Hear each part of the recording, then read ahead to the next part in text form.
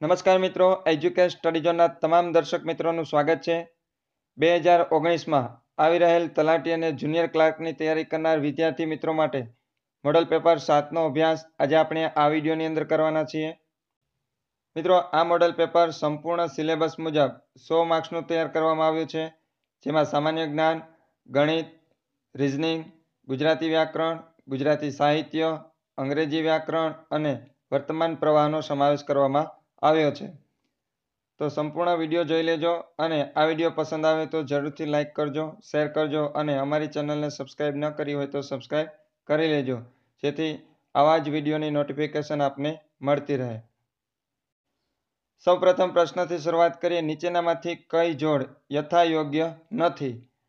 એમાં પહેલું આપેલું છે બૌદ્ધ સ્તૂપ, દેવની મોરી, જે અરવલ્લી જિલ્લામાં આવેલી છે, સાચું છે. ત્યારબાદ બૌદ્ધ સ્તૂપ સાંચી, મહારાષ્ટ્ર. સાંચી આવેલું છે મધ્યપ્રદેશમાં, મહારાષ્ટ્રમાં આવેલું નથી, એટલે આ જોડકું ખોટું છે. ત્યારબાદ સી ઓપ્શન આપેલું છે બૌદ્ધ ગુફા, ખંભાલીડા, જે રાજકોટમાં આવેલું છે, અને સારનાથનો સ્તંભ ઉત્તર પ્રદેશમાં આવેલો છે. ત્યારબાદ બીજો પ્રશ્ન છે ગિરનારની તળેટીમાં કયા રાજવીના શિલાલેખો આવેલા છે? ગિરનારની તળેટીમાં આવેલ છે સ્કંદગુપ્તની શિલાલેખ, સમ્રાટ અશોકનો શિલાલેખ પણ આવેલો છે, રુદ્રદામાનો પણ શિલાલેખ આવેલો છે, માટે જવાબમાં આવશે ઉપર દર્શાવેલ ત્રણેય. ત્યારબાદ ત્રીજો પ્રશ્ન છે અમદાવાદમાં કઈ મસ્જિદમાં ઝુલતા મિનારા આવેલા છે? ઝુલતા મિનારા આવેલા છે સીદી બશીરની મસ્જિદની અંદર, એટલે જવાબમાં આવશે બી. ત્યારબાદનો પ્રશ્ન જોઈએ. અંબાજી પાસેથી કુંભારિયાના જૈન મંદિરો કોણે બંધાવ્યા હતા? કુંભારિયાના જૈન મંદિરો બંધાવનાર છે વિમલ મંત્રી. જવાબમાં આવશે સી. સહસ્ત્રલિંગ તળાવ અને રાણકી વાવ સ્મારકો કયા વંશની ઓળખ છે? સહસ્ત્રલિંગ તળાવ અને રાણકી વાવ. મિત્રો, રાણકી વાવ સોલંકી વંશના સ્થાપક મૂળરાજ સોલંકીના પુત્ર ભીમદેવ પહેલાની રાણી. મૂળરાજ સોલંકીના પુત્ર ભીમદેવ પહેલાની રાણી ઉદયમતી દ્વારા 11મી સદીની અંદર બંધાવવામાં આવેલી હતી, જે સોલંકી વંશના હતા, એટલે જવાબમાં આવશે ડી, સોલંકી વંશ. બીજી વાત કરીએ, આ જે રાણકી વાવ છે એ સમય જતાં કોઈ પણ કારણોસર, ભૂકંપ, પૂર કે કોઈ પણ કારણોસર રાણકી વાવ છે જમીનની અંદર દટાયેલી હતી, જે ઈસવીસન 1968ની અંદર પુરાતત્વ વિભાગે એમનું ઉત્ખનન કર્યું હતું. ત્યારબાદનો પ્રશ્ન છે જૂનાગઢની આરજી હકુમતના વડાપ્રધાન તરીકે કોને બનાવવાનું નક્કી કરવામાં આવ્યું હતું? જવાબ છે બી, શામળદાસ ગાંધીને. ત્યારબાદનો પ્રશ્ન છે વ્યક્તિ દીઠ કેટલા રૂપિયાના વધારાના વેરા લાદવાના વિરોધમાં બોરસદ સત્યાગ્રહ થયો હતો? જવાબ છે ₹2.50. ₹2.50 વધારો છે વેરાની અંદર કરવામાં આવ્યો હતો. ત્યારબાદનો પ્રશ્ન છે વિનોદ કિનારીવાલા હાથમાં તિરંગી ઝંડો લઈ સ્વતંત્ર સંગ્રામમાં કયા સ્થળે ગોળીઓથી વિંધાઈ શહીદ થયા હતા? જવાબ છે બી, ગુજરાત કોલેજ, અમદાવાદ. નવજીવન માસિક કોણે શરૂ કર્યું હતું? નવજીવન માસિક શરૂ કરનાર હતા ઇન્દુલાલ યાજ્ઞિક, એટલે જવાબમાં આવશે ડી. ત્યારબાદ નીચેના બનાવોને સમયના ક્રમમાં ગોઠવો. બોરસદ સત્યાગ્રહ આપેલ છે, ખેડા સત્યાગ્રહ, ધરાસણા અને બારડોલી સત્યાગ્રહ. તો બોરસદ સત્યાગ્રહ થયો હતો 1923માં. ખેડા સત્યાગ્રહ થયો હતો ઈસવીસન 1918માં. ધરાસણા સત્યાગ્રહ હતો 1930માં અને બારડોલી સત્યાગ્રહ થયો હતો ઈસવીસન 1928માં. અહીં સમયના ક્રમમાં ગોઠવીએ તો પ્રથમ આવશે ખેડા સત્યાગ્રહ, ત્યારબાદ આવશે બોરસદ સત્યાગ્રહ, બારડોલી સત્યાગ્રહ અને છેલ્લે આવશે ધરાસણા સત્યાગ્રહ, એટલે કે 2, 1, 4 અને 3, માટે જવાબમાં આવશે એ. ત્યારબાદ 11મો પ્રશ્ન જોઈએ. ગુજરાતનું સિંધુ ખીણની સંસ્કૃતિનું સ્થળ રોજડી કયા જિલ્લામાં આવેલું છે? રોજડી આવેલું છે રાજકોટ જિલ્લામાં. અમદાવાદની અંદર આવેલું છે લોથલ, કચ્છની અંદર આવેલું છે ધોળાવીરા અને સુરેન્દ્રનગર જિલ્લાની અંદર આવેલું છે રંગપુર. ત્યારબાદનો પ્રશ્ન જોઈએ. ક્યુ વિધાન સત્ય છે? પાણીપતનું ત્રીજું યુદ્ધ. પાણીપતનું ત્રીજું યુદ્ધ થયું હતું 1761માં. પ્રથમ યુદ્ધ થયું હતું 1526માં. બીજું યુદ્ધ થયું હતું 1556માં અને ત્રીજું યુદ્ધ થયું હતું 1761માં. ત્યારબાદ પ્લાસીનું યુદ્ધ 1757માં. 23 જૂન 1757માં. એટલે બંને વિધાનો સાચા છે, એટલે જવાબમાં આવશે ડી. મુઘલ સામ્રાજ્યમાં ગેટવે ઓફ મક્કા તરીકે કયું બંદર જાણીતું હતું? Gateway of Mecca. જવાબ છે ડી, સુરત. વૈદિક સમયના સાહિત્યમાં સૌથી વધારે કઈ નદીનો ઉલ્લેખ થયેલો છે? વૈદિક સમયના સાહિત્યમાં સૌથી વધુ નદીનો ઉલ્લેખ થયો હોય એ છે સિંધુ નદી. ત્યારબાદ કોંગ્રેસના પ્રથમ મહિલા પ્રમુખ કોણ હતા? કોંગ્રેસના પ્રથમ મહિલા પ્રમુખ હતા શ્રીમતી એની બેસન્ટ. જવાબમાં આવશે એ. ત્યારબાદનો પ્રશ્ન જોઈએ. નીચેનામાંથી કયો સ્તૂપ ગાંધાર શૈલીમાં બાંધવામાં આવેલ છે? જવાબ છે સી, તક્ષશિલા ધર્મરાજિકા સ્તૂપ. રશિયામાં ક્યારે ક્રાંતિ થઈ? રશિયામાં ક્રાંતિ થઈ હતી ઈસવીસન 1917માં, જ્યારે પ્રથમ વિશ્વયુદ્ધ ચાલુ હતું. એરિસ્ટોટલના ગુરુ કોણ હતા? એરિસ્ટોટલના ગુરુ હતા પ્લેટો. જવાબમાં આવશે ડી. ત્યારબાદ ગુજરાતમાં કેટલી મહાનગરપાલિકાઓ આવેલી છે? ગુજરાતની અંદર કુલ 8 મહાનગરપાલિકાઓ આવેલી છે. અમદાવાદ, રાજકોટ, સુરત, વડોદરા, જામનગર, ભાવનગર, જુનાગઢ અને ગાંધીનગર. ત્યારબાદ કઈ નદીનું ઉદ્ગમ સ્થાન અમરકંટક છે? જવાબ છે સી, નર્મદા. નર્મદાનું ઉદ્ગમ સ્થાન છે Amarkantak. The national academy of Indian railway કયા સ્થળે આવેલી છે? જવાબ છે Vadodara. The national academy of Indian રેલવેની સ્થાપના ઈસવીસન 1888ની અંદર કરવામાં આવેલી હતી, જે વડોદરા ખાતે. ત્યારબાદનો પ્રશ્ન જોઈએ. જરદોશી કામ માટે કયું શહેર જાણીતું છે? જવાબ છે સી, સુરત. પાટણ કઈ નદીના કિનારે વસેલું છે? જવાબમાં આવશે સી, સરસ્વતી. પાટણ આવેલું છે સરસ્વતી નદીના કિનારે. ત્યારબાદ 24મો પ્રશ્ન જોઈએ. દક્ષિણ ભારતની સૌથી લાંબી નદી કઈ છે? દક્ષિણ ભારતની સૌથી લાંબી નદી છે ગોદાવરી. ભારતનું વસ્તીની દ્રષ્ટિએ સૌથી મોટું રાજ્ય કયું છે? વસ્તીની દ્રષ્ટિએ જો સૌથી મોટું રાજ્ય જોઈએ તો આવશે ઉત્તર પ્રદેશ. ત્યારબાદનો પ્રશ્ન છે. કયા દેશના સમૂહમાંથી વિષુવવૃત્ત પસાર થાય છે? જવાબ છે બી, કોલંબિયા અને કેન્યા. કોલંબિયા અને કેન્યા દેશમાંથી વિષુવવૃત્ત પસાર થાય છે. ફિજી ટાપુ કોનો ભાગ છે? જવાબ છે સી, પોલિનેશિયા. આગળનો પ્રશ્ન જોઈએ. નીચે દર્શાવેલ કઈ જોડી સાચી નથી? જવાબ છે એ, ડેરીનો દેશ ન્યુઝીલેન્ડ એ ખોટું છે.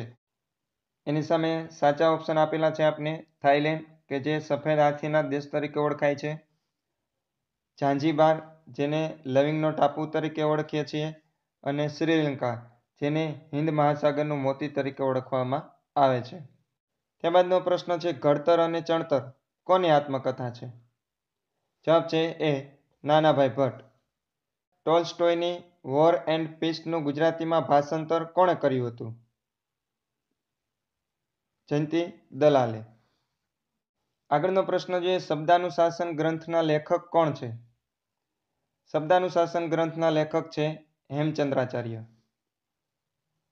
કવિ નાનાલાલનો દલપતરામ સાથે શો સંબંધ છે? કવિ નાનાલાલનો દલપતરામ સાથેનો સંબંધ છે બાપ દીકરાનો. 20મી સદી સામયિકના તંત્રી કોણ હતા?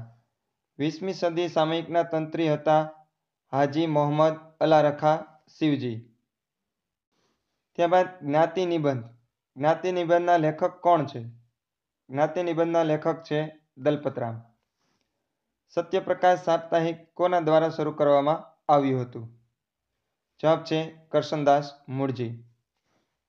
આઈને અકબરી અને મીરાતે સિકંદરીનો ગુજરાતી અનુવાદ કોણે કર્યો હતો? આઈને અકબરી અને મીરાતે સિકંદરીનો ગુજરાતી અનુવાદ કરનાર હતા બાલાશંકર કંથારિયા. જવાબમાં આવશે સી. ત્યારબાદ જોડકા આપેલા છે લેખકો અને એમની કૃતિઓ. સૌપ્રથમ છે પન્નાલાલ પટેલ. પન્નાલાલ પટેલની કૃતિ છે માનવીની ભવાઈ. એટલે એની સામે આવશે 3 માનવીની ભવાઈ. ત્યારબાદ ઝવેરચંદ મેઘાણી. ઝવેરચંદ મેઘાણીની કૃતિ છે સૌરાષ્ટ્રની રસધાર. કનૈયાલાલ મુનશી ગુજરાતનો નાથ અને ગોવર્ધનરામ ત્રિપાઠી સરસ્વતી ચંદ્ર. જવાબમાં આવશે બી. આગળનો પ્રશ્ન જોઈએ. ગાંધીજીના પ્રિય ભજન વૈષ્ણવજન તો તેને રે કહીએ ની રચના કરનાર કોણ છે? નરસિંહ મહેતા. ત્યારબાદ સુસા પૈસા ચાર.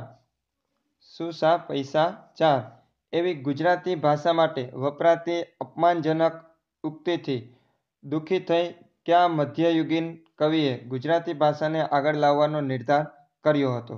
જવાબ છે એ પ્રેમાનંદ. ત્યારબાદનો પ્રશ્ન છે. પ્રમાણિકતાથી ધંધો કરવા છતાં પોતાના પર બહેન અને બાદશાહ બંનેએ અવિશ્વાસ વ્યક્ત કરતા ખૂબ જ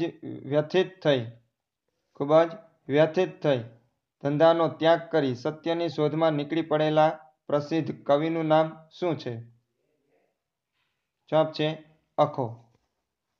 ત્યારબાદનો પ્રશ્ન છે. 41મો કવિ શ્રી ઉમાશંકર જોશીનું પૂરું નામ જણાવો. કવિ શ્રી ઉમાશંકર જોશીનું પૂરું નામ છે ઉમાશંકર જેઠાલાલ જોશી. ત્યારબાદ પ્રસિદ્ધ કાવ્ય કઈ લાખો નિરાશામાં અમર આશા છુપાઈ છે ના સર્જકનું નામ જણાવો. જવાબ છે મણિલાલ નભુભાઈ. પૂરું નામ મણિલાલ નભુભાઈ ત્રિવેદી.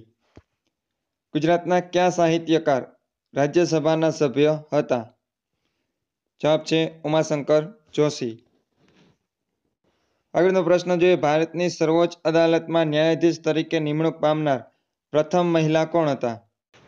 શ્રીમતી એમ ફાતિમા બીબી. ભારતમાં વડી અદાલતોની સંખ્યા 24માંથી વધીને કેટલી થઈ?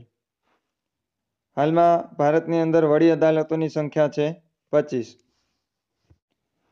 ગુજરાત રાજ્યના પંચાયતી ધારા અનુસાર ગ્રામ્ય કક્ષાના વિવાદોમાં ન્યાયિક પ્રક્રિયા માટે શાની વ્યવસ્થા છે? ન્યાય પંચાયત. ગ્રામ, નગર અને તાલુકા પંચાયત જેની ત્રણેય સ્તરની પંચાયતની સર્વોપરી પંચાયત કોણ ગણાય? જિલ્લા પંચાયત. આ ત્રણેયની સર્વોપરી પંચાયત હોય છે જિલ્લા પંચાયત. ઈમેલની સેવા આપતી સંસ્થાના નામને શું કહેવાય? ઈમેલની સેવા આપતી જે સંસ્થા છે એને કહેવામાં આવે છે હોસ્ટ નેમ. એટલે જવાબમાં આવશે બી. ફ્લાઇટ શબ્દ કઈ રમત સાથે સંકળાયેલ છે? ક્રિકેટ. પ્રથમ ક્રિકેટ વિશ્વકપ કયા વર્ષમાં યોજાયો હતો?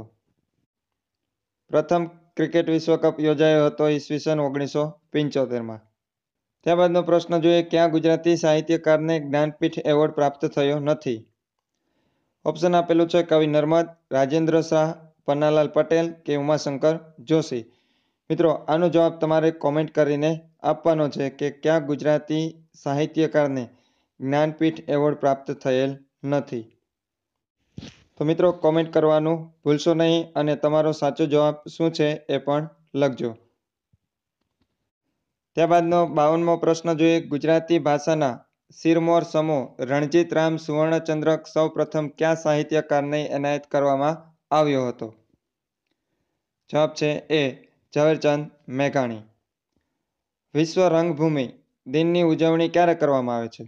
વિશ્વ રંગભૂમિ દિવસની ઉજવણી કરવામાં આવે છે 27 માર્ચના રોજ. ત્યારબાદ 54મો પ્રશ્ન જોઈએ. નીચે દર્શાવેલ જોડકા યોગ્ય રીતે જોડો. પ્રથમ આપેલ છે વર્લ્ડ ટ્યુબરક્યુલોસિસ ડે એટલે કે ક્ષય રોગ દિવસ. તો એની સામે આવશે 24 March. Anti terrorism day. Anti terrorism day ઉજવવામાં આવે છે 21 મેના રોજ. ત્યારબાદ ટીચર્સ ડે. ટીચર્સ ડે આવશે 5 સપ્ટેમ્બર. ત્યારબાદ વર્લ્ડ લિપ્રોસી ઇરિડિકેશન ડે 30 જાન્યુઆરી. જવાબમાં આવશે ડી. જય જવાન જય કિસાન જય વિજ્ઞાન સૂત્ર કોણે આપ્યું? અટલ બિહારી વાજપેયી. નીચે પૈકી શેમાં ટાર્ટરિક એસિડ હોય છે? આમલીમાં. આગળનો પ્રશ્ન જોઈએ. ગુજરાતના સૌ પ્રથમ રાજ્ય નાણાં પંચના અધ્યક્ષ કોણ હતા? સૌપ્રથમ રાજ્ય નાણાં પંચના અધ્યક્ષ હતા જસવંત મહેતા.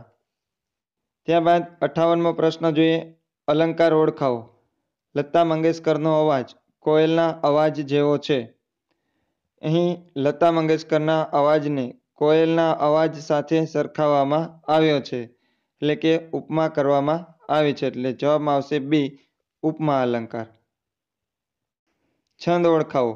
ચોમાસું તો ખાસું ખૂબ, દિશે દુનિયા ડૂબાડૂબ. લોક ઉચારે રાગ મલાર, ખેતર વાવે ખેતીકાર. આ છે ચોપાઈ, એટલે જવાબમાં આવશે ડી. શબ્દ સમૂહ માટે એક શબ્દ લખો. તરત જન્મેલા બાળકને આપવાનું ગોળ, ઘી તથા પાણીનું મિશ્રણ, જેને કહેવામાં આવે છે ગળથૂથી. આપેલ કહેવતોમાં જુદી પડતી કહેવત કઈ છે? જોઈએ. ઢમઢોલ માહે પોલ, અધૂરો ઘડો છલકાય, ખાલી ચણો વાગે ઘણો, અને ઉજળું એટલું દૂધ નહીં. અહીં અલગ પડતી કહેવત છે ઉજળું એટલું દૂધ નહીં. બાકી બધાનો અર્થ છે એક સમાન નીકળે છે. સાચી જોડણીવાળું શબ્દ જૂથ કયું છે? સાચી જોડણીવાળું શબ્દ જૂથ છે સંન્યાસી અને પુનરુચ્ચાર. ત્યારબાદ મંદનો નજીકનો સમાનાર્થી શબ્દ કયો છે? મંદ એટલે ધીમું. માતા પિતા કયો સમાસ છે? દ્વંદ્વ સમાસ. સ્વચ્છ શબ્દની સાચી સંધિ જણાવો. સાચી સંધિ આવશે ડી, સુ પ્લસ અચ. ત્યારબાદ ક્ષણિક શબ્દનો વિરોધાર્થી શબ્દ કયો છે? ક્ષણિક શબ્દનો વિરોધાર્થી શબ્દ છે શાશ્વત. આંદોલિત થઈ ઉઠવું, રૂઢિપ્રયોગનો અર્થ શું થાય? જવાબમાં આવશે રોમાંચિત થઈ ઉઠવું. ભારતમાં સૌ પ્રથમ પૂરેપૂરું સૂર્યશક્તિથી ચાલતું હવાઈ મથક ક્યાં બન્યું છે? કોચીન ખાતે. યુનાઇટેડ નેશન્સ દ્વારા ભારતના વડાપ્રધાન શ્રી નરેન્દ્રભાઈ મોદીને પર્યાવરણ સંબંધિત કયો એવોર્ડ આપવામાં આવ્યો છે? જવાબ છે ચેમ્પિયન ઓફ અર્થ. 2018ના વર્ષમાં ગુજરાતના કયા તબીબને પદ્મશ્રી એવોર્ડ એનાયત કરવામાં આવેલ છે? ડોક્ટર પંકજ શાહને. ત્યારબાદ ગાણિતિક પ્રશ્ન છે. એ એક રમકડું 5% નફો ઉમેરીને બીને વેચે છે. બી તે જ રમકડું 10% નફો ઉમેરીને સીને વેચે છે. જો સી તે રમકડું ₹462માં ખરીદે તો એ રમકડું કેટલા રૂપિયામાં ખરીદ્યું હશે? એટલે કે એ એક રમકડું ખરીદે છે, એમાં 5% નફો ઉમેરે છે, બીને વેચે છે, બી એમાં 10% નફો ઉમેરે છે અને સીને વેચે છે. તો સી ₹462માં ખરીદે છે. તો મૂળ એ કેટલા રૂપિયામાં ખરીદ્યું હશે એ આપણે અહીંયા ગોતવાનું છે. મિત્રો, જ્યારે ટકાવારીની અંદર આવો દાખલો આપ્યો હોય ત્યારે ટ્રાય એન્ડ એરરના માધ્યમથી આપણે દાખલો સરળતાથી ગણી શકીએ. એટલે કે ઓપ્શનનો ઉપયોગ આપણે સૌપ્રથમ કરશું. દાખલા તરીકે પ્રથમ ઓપ્શનનો ઉપયોગ કરીએ તો સૌપ્રથમ એ ઓપ્શન આપણે આપેલું છે 380. 380માં આપણે 5% ઉમેરીએ. 380ના 5% થશે 19. કુલ થશે 399. એમાં 10% ઉમેરીએ તો 399ના 10% થશે 39.9. એનો ટોટલ થશે 438.9. પરંતુ આપણો ટોટલ આવવો જોઈએ 462, એટલે એ ઓપ્શન આવશે નહીં. ત્યારબાદ બીજો ઓપ્શન લઈએ 420. એમાં 5% ઉમેરીએ 21.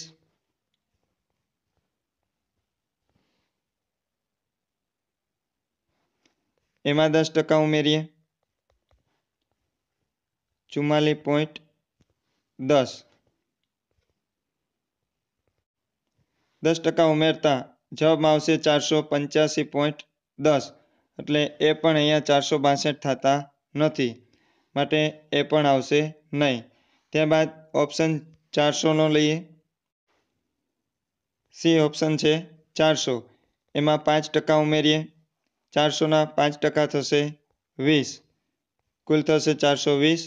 એમાં 10% ઉમેરીએ 420 10 ટકા 42, કુલ ટોટલ કરીએ 462. તો અહીંયા જવાબ આપણો મળી જાય છે. એટલે જવાબમાં આવશે સી. જ્યારે ટકાવારીના દાખલા આપ્યા હોય ત્યારે મોટે ભાગે ટ્રાય એન્ડ એરરના માધ્યમથી દાખલો ગણવાનો પ્રયત્ન કરવો જોઈએ. તો આપને સરળતાથી જવાબ પણ મળી જાય અને 100% સાચો જવાબ મળે. ત્યારબાદ જો A/B બરાબર 2/3 અને B/C બરાબર 5/7 હોય તો A/B/C શોધો. A/B બરાબર છે 2/3 અને B/C બરાબર છે 5/7. આપણે આ બંને આ બીને 5 વડે ગુણવા પડશે અને આ બીને 3 વડે ગુણવા પડશે. જોઈએ 2 5 10, 5 તેરી 15, 5 તેરી 15 અને 7 તેરી 21. આ બે કોમન નીકળી જશે એટલે કે 10/15/21, 10/15/21. તો જવાબમાં આપણી પાસે આપેલું છે સી. ત્યારબાદ 73મો પ્રશ્ન જોઈએ. બે આંકડાની એક સંખ્યાનો દશાંકનો અંક તેના એકમના અંકથી 3 ગણો છે. બે અંકના આંકડાની સંખ્યા આપેલી છે જેનો દશાંકનો અંક આપેલો છે એકમના અંક કરતાં 3 ગણો. તો સૌપ્રથમ ચેક કરી જ લઈએ આપણે. આ એકમનો અંક છે 7, 7 તેરી 21, તો આ તો આવશે જ નહીં.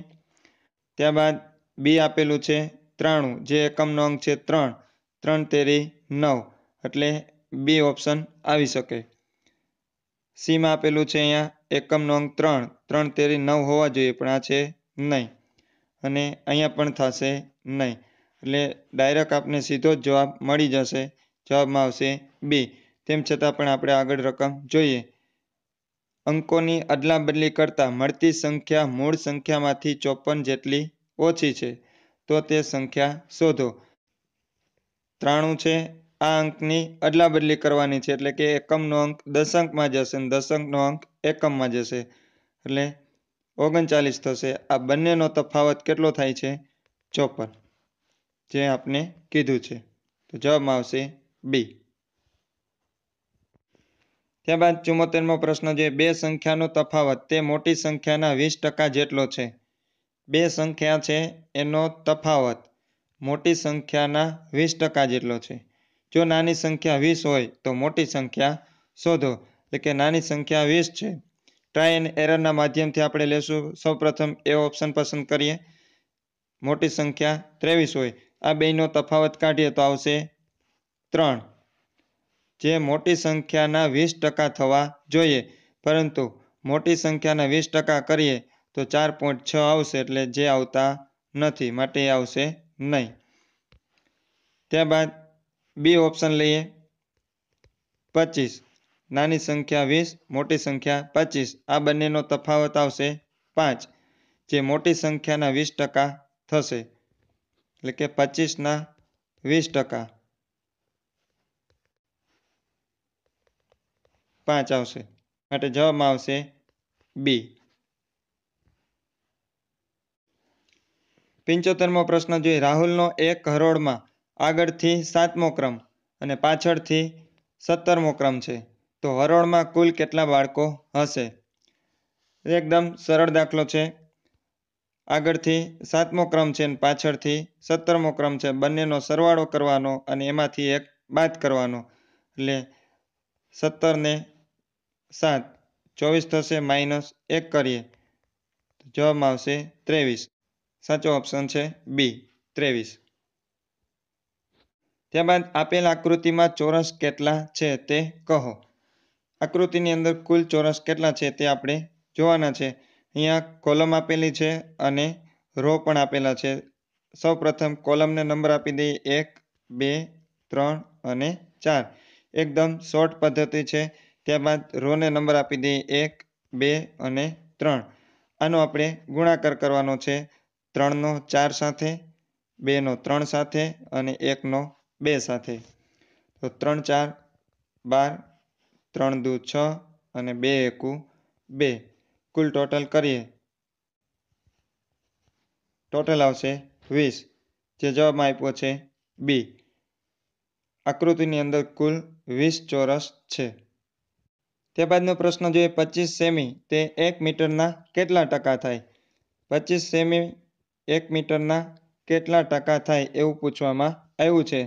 1 મીટર બરાબર 100 સેમી થાય. 1 મીટર બરાબર 100 સેમી. તો 25 સેમી 1 મીટરના કેટલા ટકા થાય? 25%. 78મો પ્રશ્ન જોઈએ ₹500નું 4 વર્ષને અંતે વ્યાજ મુદલ 660 થાય છે. વ્યાજ અને મુદલ બંને ભેગા થઈને થાય છે 660. તો વ્યાજ કુલ થતું હશે 160. એટલે કે 500ના થાય છે 660. એમાં વ્યાજ 160 અને મુદલ છે 500. જો 2% વધારે વ્યાજે મૂકવામાં આવે તો 5 વર્ષના અંતે સાદું વ્યાજ કેટલું થાય? આપણે પહેલાં જે 160 વ્યાજ થાય છે એ કેટલા ટકા છે એ શોધવું પડશે. કુલ વ્યાજ થાય છે 160 4 વર્ષના અંતે. એટલે 1 વર્ષના કેટલા થશે? 1 વર્ષના થશે ₹40. 500 રૂપિયાના 1 વર્ષના ₹40 થાય છે. તો 100 એ કેટલા એવી આપણે ત્રિરાશિ મૂકીએ તો 1 વર્ષનું વ્યાજ આપને મળશે 100 ભાગ્યા 500 ગુણ્યા 40 એટલે કુલ 8% થશે 1 વર્ષના 8%. જો 2% વધારે વ્યાજે મૂકવામાં આવે એટલે કે +2% તો 10% એ મૂકવામાં આવશે. 10% વ્યાજે મૂકવામાં આવે તો 5 વર્ષના અંતે સાદું વ્યાજ કેટલું થશે? એ 500 રૂપિયાને 10% વ્યાજે આપણે મૂકવાના છે. તો ગણતરી કરીએ 500 ગુણ્યા 10 છેદમાં 100 ગુણ્યા 5 50 ગુણ્યા 5 5 5 25 એટલે ₹250 વ્યાજ થશે. જે ઓપ્શન આપેલું છે એ. ત્યારબાદ આગળના પ્રશ્ન જેવો છે આપેલ આકૃતિમાં ચોરસ કેટલા છે તે કહો. જેમ આગળના દાખલામાં કર્યું તો એમ જ પહેલા કોલમને નંબર આપી દઈએ 1 2 3 4. રોને નંબર આપી દઈએ 1 2 3 અને 4. 4 ને 4 વડે ગુણીએ ચોકે ચોકે 16. 3 તેરી 9 2 2 4 અને 1 એકુ 1. કુલ ટોટલ થશે 6 9 15 ને 4 19 ને 1 20 ની 0 વધી 2 કુલ થશે 30. જવાબ આપને આપેલો છે બી. ત્યારબાદ લોહીના સંબંધવાળો પ્રશ્ન છે રઘુ તથા બાબુ જોડિયા ભાઈઓ છે. એટલે કે રઘુ અને બાબુ આ બંને ભાઈઓ છે. બાબુની બહેન રીમા છે એટલે એમની બહેન પણ એક છે. રીમાનો પતિ રાકેશ છે. આમનો પતિ કોણ છે? રાકેશ. રઘુ અને બાબુ બે ભાઈઓ છે. એમની એક બહેન છે. રીમાનો પતિ છે રાકેશ. રઘુની માતા લક્ષ્મી છે. રઘુની માતા કોણ છે? લક્ષ્મી. એટલે કે આ ત્રણેયની માતા થઈ કેમ કે આ ત્રણેય ભાઈ બહેન છે. લક્ષ્મીનો પતિ વિકાસ છે એટલે કે આમનો પતિ છે વિકાસ. તો વિકાસ રાકેશને શું થાય? એટલે રીમા એમની દીકરી છે અને એ દીકરીનો પતિ રાકેશ છે. તો વિકાસ એમના થશે સસરા. જવાબમાં આવશે એ. 81મો પ્રશ્ન છે એ બી સી જેમ ઝેડ વાય એક્સ જેમ સીબી એ જેમ કેટલા થશે? સીબી એ બરાબર આપણે ગોતવાના છે. તો સૌપ્રથમ સી બરાબર શું થાય એ જોઈએ. સી બરાબર થાય છે એક્સ એટલે સી બરાબર આવશે એક્સ. બી બરાબર થાય છે વાય એટલે બી બરાબર આવશે વાય અને એ બરાબર થાય છે ઝેડ તો અહીં આવશે ઝેડ. સી બી એ જેમ આવશે એક્સ વાય ઝેડ જે આપણે ઓપ્શનમાં આપેલું છે સી એક્સ વાય ઝેડ. 82મો પ્રશ્ન જે 5 વર્ષ પહેલા પિતાની ઉંમર પુત્રની ઉંમર કરતાં બમણી હતી. 5 વર્ષ પહેલા પિતાની ઉંમર પુત્રની ઉંમર કરતાં કેટલી હતી? બમણી. 15 વર્ષ પછી પિતાની ઉંમર પુત્રની ઉંમર કરતાં 1.5 ગણી હતી. તો પિતાની હાલની ઉંમર શોધો. અહીંયા પણ આપણે ટ્રાય એન્ડ એરરના માધ્યમથી આપણે ગણીશું, પણ સાચો જવાબ આવશે 45. જોઈએ કઈ રીતના. માની લો કે હાલની ઉંમર પિતાની 45 છે, તો 5 વર્ષ પહેલા કેટલી હોય? 40. 5 વર્ષ પહેલા પિતાની ઉંમર પુત્રની ઉંમર કરતાં બમણી હતી, એટલે કે આ ફાધરની ઉંમર 40 હોય, તો સનની ઉંમર કેટલી હોય? 20. 5 વર્ષ પછી એમની 45 થાય, તો એમની કેટલી થાય? 25. 15 વર્ષ પછી એટલે કે 45 15 થશે 60, અને 25 ને 15 થશે 40. 15 વર્ષ પછી પિતાની ઉંમર પુત્રની ઉંમર કરતાં 1.5 ગણી, એટલે અહીંયા 1.5 ગણી થાય છે. 40ના 1.5 ગણા કરીએ તો કેટલા આવશે? 60. તો હાલની ઉંમર કેટલી હશે પિતાની? 45. જો પુત્રની પૂછે તો હાલની ઉંમર કેટલી હોવી જોઈએ? 25. ત્યારબાદનો પ્રશ્ન જોઈએ. 1 જાન્યુઆરી 2006 ના રોજ શનિવાર હોય, તો 1 જાન્યુઆરી 2010 ના રોજ કયો વાર હશે? 1 જાન્યુઆરી 2006 ના રોજ કયો વાર છે? શનિવાર. મિત્રો, જે તારીખે જે વાર હોય તે પછીના વર્ષે એના પછીનો વાર આવશે. જો લીપ યર હોય તો એના પછીના 2 વાર પછી એ વાર આવતો હશે. જેમ કે 1 જાન્યુઆરી 2006 ના રોજ શનિવાર હોય, તો 2007 ના રોજ આવશે રવિવાર. 2008 ના રોજ આવશે સોમવાર. પણ 2008 છે એ લીપ યર છે. સાદું વર્ષ હોય તો 365 દિવસ હોય, પરંતુ લીપ યર્સની અંદર આવશે 366 દિવસ. એટલે 1 જાન્યુઆરી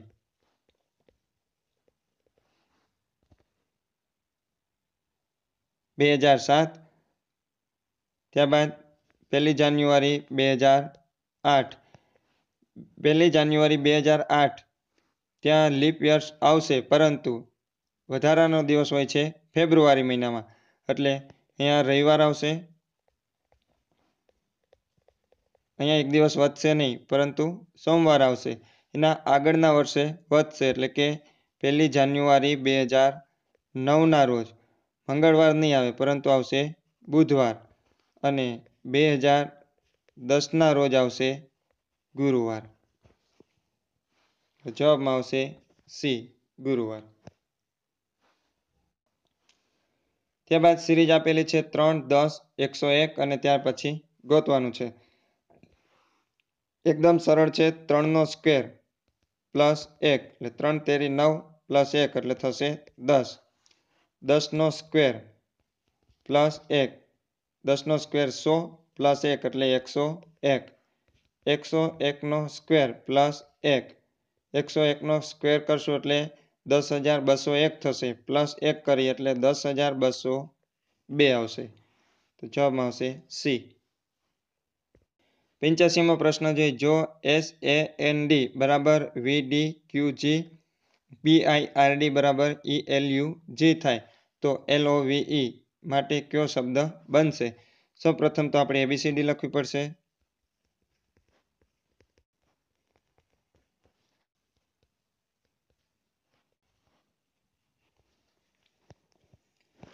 જોઈએ અહીંયા કઈ રીતના જોડકું બને છે. SAND, S બરાબર થાય છે V, એટલે કે S બરાબર V થાય છે. S પછી 2 અક્ષર છોડી આવશે V. એવી જ રીતના A પછી 2 ને છોડી આવશે D. N પછી 2 ને છોડી, N પછી O અને P ને છોડી દેશું તો આવશે Q. તો અહીંયા એમ જ આપેલું છે આપને. અને D પછી 2 અંકને છોડી દઈએ તો આવશે G. તો એવી જ રીતના આપણે LOVE એટલે કે લવને કઈ રીતના ગોતવાનું છે જોઈએ. L પછી 2 ને છોડી દેશું તો આવશે O. O પછી 2 ને છોડી દઈએ તો આવશે R. પછી V પછી આપણે 2 ને છોડી દઈએ WX એટલે Y. અને E પછી 2 ને છોડીએ તો આવશે H. તો આપણે ઓપ્શનમાં આપેલું છે D, ORYH. ત્યારબાદનો પ્રશ્ન જોઈએ. A blanks of arrow was fired at the deer by the hunter. Hunter એટલે શિકારી. એરો એટલે જવાબ આવશે બી ક્વિવર. એનો અર્થ થશે શિકારી દ્વારા હરણ પર તીક્ષ્ણ હથિયાર ફેંકવામાં આવ્યો હતો. વોઝ એટલે ભૂતકાળ આપેલું છે. તીક્ષ્ણ હથિયાર ફેંકવામાં આવ્યો હતો.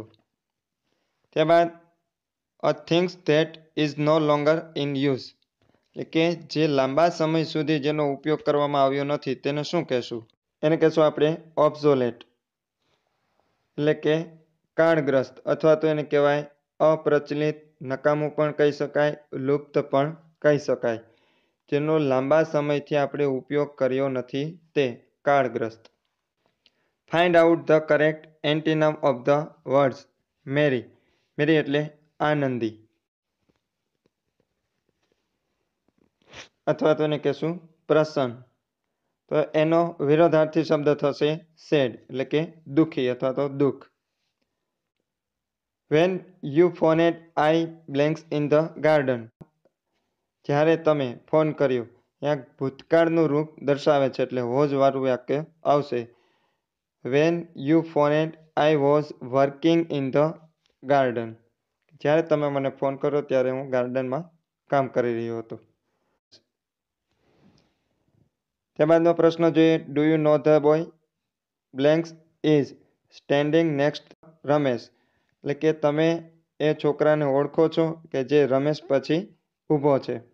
એટલે કે હુ. એટલે જવાબ આવશે D. Do you know the boy who is standing next the Ramesh. ત્યારબાદનો પ્રશ્ન છે blanks sugar is there in the bowl. એમાં કયો ઓપ્શન આવશે? How many, how much, how far કે નન? જ્યારે જથ્થાની વાત થતી હોય ત્યારે આવશે હાઉ મચ. મેનીમાં આવશે જો ગણી શકાતું હોય તો. સુગરને એટલે કે ખાંડને ગણી શકાતી નથી. એને જથ્થામાં માપી શકાય છે, વજનમાં માપી શકાય છે એટલે હાઉ મચ આવશે. How much sugar is there in the bowl. One who specialise the bird. જે પક્ષીઓના નિષ્ણાંત છે એને શું કહેવામાં આવે છે? ઓર્નેથોલોજિસ્ટ. જવાબ આવશે બી. ત્યારબાદનો પ્રશ્ન છે fill in the gap. Oxygen તો બર્ન. કાર્બન ડાયોક્સાઇડ તો એમાં આવશે એક્સટિનિસ. એક્સટિનિસ એટલે બુઝાવવું. ઓક્સિજનથી સળગે છે, બર્ન થાય છે, જ્યારે કાર્બન ડાયોક્સાઇડથી બુઝે છે એટલે કે એમને ઠારી શકે છે. ત્યારબાદ 94મો પ્રશ્ન જોઈએ. Blanks friends he has are all poor. જવાબ આવશે the few. Give opposite gender for bullock. બુલોકનું વિરોધાર્થી. જવાબ આવશે હેફર. હેફર એટલે વાછરડું. એ. Change into passive voice. તે આસ્ક્ડ મી માય નેમ. ભૂતકાળનું રૂપ છે, મીનું થશે આઈ, અને ભૂતકાળનું રૂપ છે એટલે વોઝ લાગશે. તો અહીંયા વોઝ વાળું એક જ ઓપ્શન છે, I was asked my name by them. જવાબ આવશે સી. ત્યારબાદ give plural form of index. ઇન્ડેક્સનું બહુવચન. ઇન્ડેક્સ એટલે અનુક્રમણિકા, જેનું ગુજરાતીમાં આપણે બહુવચન કરીએ તો આવશે સૂચકાંક, જેને ઇંગ્લિશમાં કહેવાય ઇન્ડિસીસ. ઇન્ડિસીસ એટલે જવાબમાં આવશે A. Give the noun form of dig. જવાબ છે બી ડીચ. ત્યારબાદનો પ્રશ્ન છે the novelist and poet blanks dead. એટલે કે નવલકથાકાર અને કવિનું મૃત્યુ થયું. એક વચન છે અહીંયા. જવાબમાં આવશે is. The novelist and poet is dead. ત્યારબાદ છેલ્લો પ્રશ્ન. Blanks comment on demonetization. Demonetization ઉપર કોમેન્ટ કરવાનું કે છે તો એની કોમેન્ટ ઓન ડિમોનેટાઇઝેશન. એટલે જવાબ આવશે ડી.